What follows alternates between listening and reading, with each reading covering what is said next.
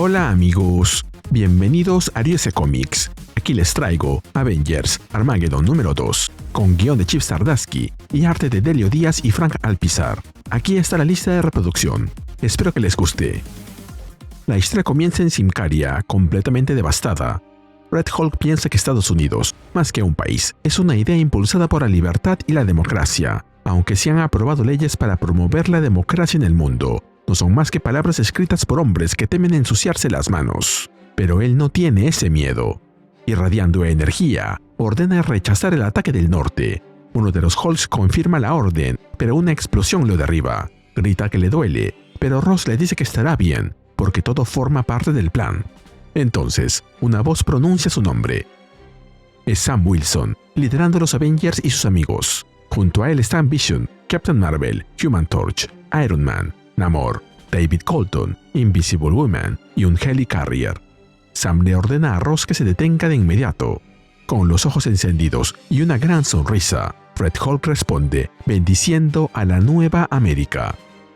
Nos movemos a la sede de las Naciones Unidas, en Nueva York. La secretaria general Riani le dice al ministro Milyukov que Rusia enviaría un mensaje más contundente si se uniera a su coalición.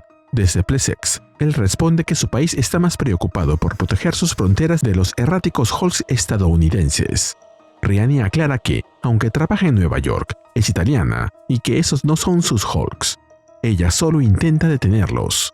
Milyukov responde que Rusia actuará cuando llegue el momento. De pronto, alguien le pregunta si tuvo un vuelo agradable. Milyukov admite que no pudo descansar, pero espera que la Winter Guard pueda tranquilizarlo. Frente a él están Vanguard, Perun, Darkstar y Crimson Dynamo. Este último le asegura que, si todo sale según lo planeado, podrán tranquilizarlos a todos.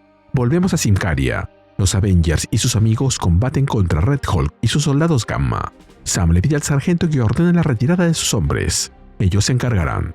Red Hulk los acusa de ser forajidos que protegen el statu quo. El mundo está roto y ellos lo mantienen así. Entonces David Colton aplasta la rodilla de uno de los Hulks. Esto es algo que la máquina de Ross no había previsto, y se sorprende al ver a Colton ahí. Este aprovecha la distracción para llevárselo volando. Captain America le pide a Iron Man y Captain Marvel que lo sigan. Ambos aceptan y salen volando tras ellos. Colton atraviesa una montaña mientras empuja a Red Hulk y después lo estrella contra el suelo. Ross sale del lugar de un golpe. Piensa que David Colton es su Capitán América y, aunque no entiende qué ocurrió, puede ver que ahora tiene demasiado poder. Mientras lo ve acercarse, piensa que la máquina de Doom no previó eso. Necesita replantear la situación. Lo entierra en el suelo de un golpe. Comprende que los espacios abiertos son un problema y decide cambiar de ubicación para explotar la verdadera debilidad de los héroes. Entonces se aleja con un enorme salto, dejando atrás a Colton. Pronto aterriza en Kronglia, una ciudad de 300.000 habitantes. Piensa que los héroes se contendrán por miedo a causar bajas. No quiere que la gente muera. Quiere que tenga libertad. Pero habrá víctimas, sin importar lo que ocurra. Colton irrumpe a toda velocidad y lo golpea, arrastrándolo por media ciudad y destruyéndolo todo a su paso. Mientras tanto, en Symkaria, Wolverine exige a uno de los Hulks de Ross que acepte la derrota. El Hulk intenta responder, pero Black Panther coloca unos discos alrededor de su cabeza, que generan un campo eléctrico y explotan, acabando con él. Namor señala que el rey destronado ha hecho su aparición, justo momentos antes de que él pudiera dar el golpe final. T'Challa lo ignora y comenta que algo no está bien. Esa solo fue una explosión eléctrica conclusiva en las sienes, pero ese Hulk, que antes había sido herido por fuego de cohete, no se está curando. Volvemos a Kronglia. Iron Man detecta a 120 personas dentro de un edificio a punto de caer. Captain Marvel se ofrece a sostenerlo, mientras Tony busca un lugar seguro. Iron Man le pide 20 segundos. Captain Marvel exige que se apresure, y Tony logra evacuar a las últimas personas en el último momento. Tony le pide a David que saque a Ross de la ciudad, pero este está ocupado enfrentándose a él. Ross le dice que no entiende qué pretende, ya que después de que lo convirtió en un supersoldado, hablaba de extender la democracia por todo el mundo. Eso es exactamente lo que él está haciendo. Colton detiene su golpe y se lo devuelve, lanzándose contra él nuevamente. Lo arrastra a las afueras de la ciudad y lo estrella nuevamente contra el suelo. Ahí empieza a golpearlo en el rostro, una y otra vez. Pero alguien lo interrumpe por detrás, obligándolo a detenerse. Es Bucky, quien le apunta con su arma directamente a la cabeza. El silencio reina por un momento. Colton observa al general Ross en el suelo, quien ha vuelto a su forma humana, e ignorando a Bucky, decide volver a golpearlo. Pero Iron Man interviene y aparta a David del lugar. Le dice que no necesita hacerlo y que carece de derecho para decidirlo. Ross está derrotado y será juzgado. Lo acusa de haber actuado con imprudencia y de que hay personas muertas por su culpa. Pero David le arranca el reactor ARC del pecho mientras le dice que todos hablan demasiado. Captain Marvel llega y Colton agrega que sabe que hubo muertos. Pero esto es una guerra, es una desgracia, y cargará con esas vidas, como ya lo hizo antes. Sin embargo, morirán más porque dejaron vivo a Ross. Los acusa de débiles. Dios les dio habilidades increíbles y, aún así, siguen siendo débiles. Son personas con poderes y grandes cerebros que solo juegan a ayudar a la gente. Mientras se marcha volando, Colton les dice que deberían estar avergonzados.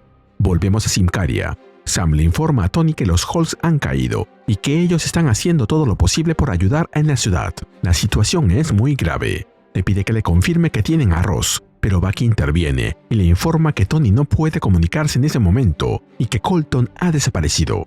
Pero cuando va a decirle que Ross está derrotado, descubre que ya no está donde lo dejaron. Mientras tanto, en la nave de la Winter Guard, Crimson Dynamo le informa al ministro Milyukov que no tuvieron que acercarse demasiado.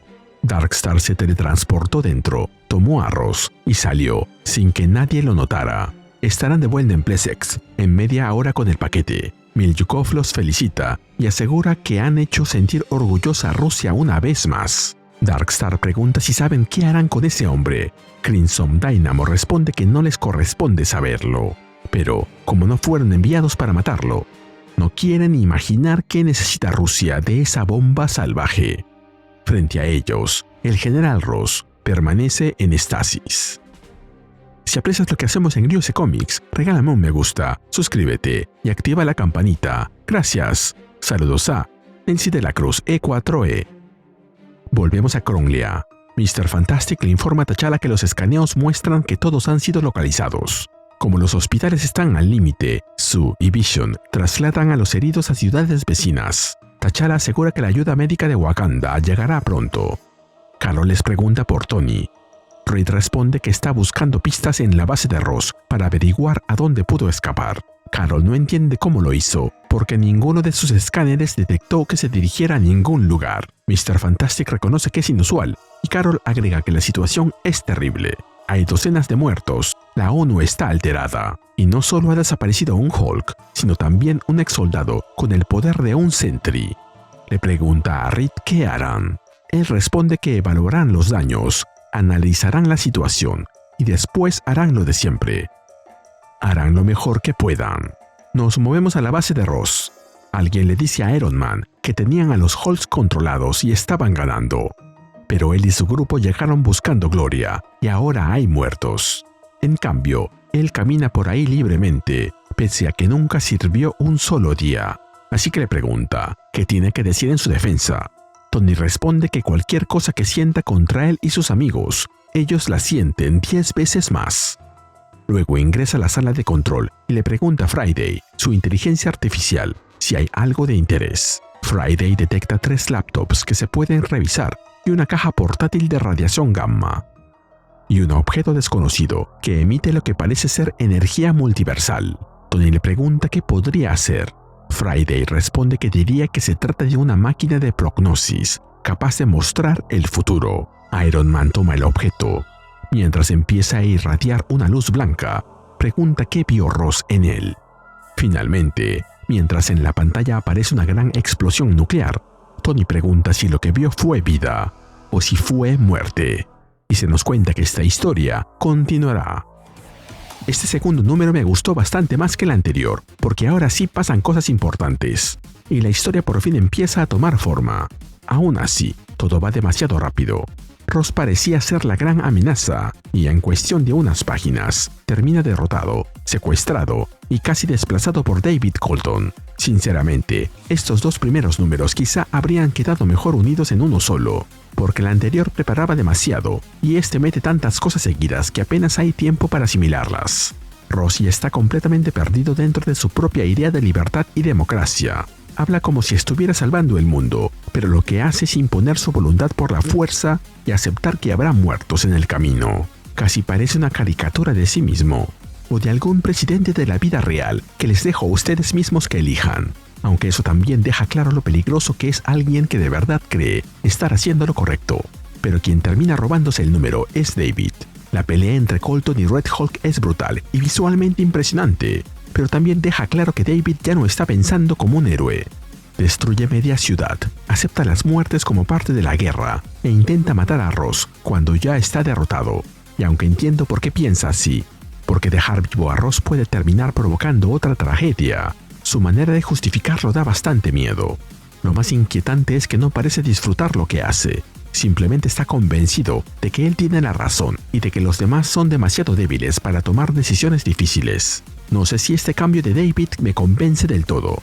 Es un gran cambio con lo que se vio en la miniserie anterior, donde hasta se bromeaba con Logan, y el otro Wolverine que desapareció del radar. Antes era interesante por todo lo que cargaba como soldado, pero ahora tiene un poder casi imposible de controlar, y parece ir directo al papel del tipo todopoderoso que cree que solo él puede arreglar el mundo. Espero que no lo reduzcan a eso, porque todavía puede dar mucho más. Mientras tanto, Rusia se lleva a Ross, Colton desaparece, y queda esa máquina que muestra una explosión nuclear. Ahora la duda es enorme. ¿Ross intentaba evitar ese futuro, o todo lo que hizo fue precisamente lo que terminó acercándolo? Y así terminamos con el video. ¿Qué te pareció? Dímelo en los comentarios y te espero en el siguiente video de Ariose Comics. Nos vemos allí.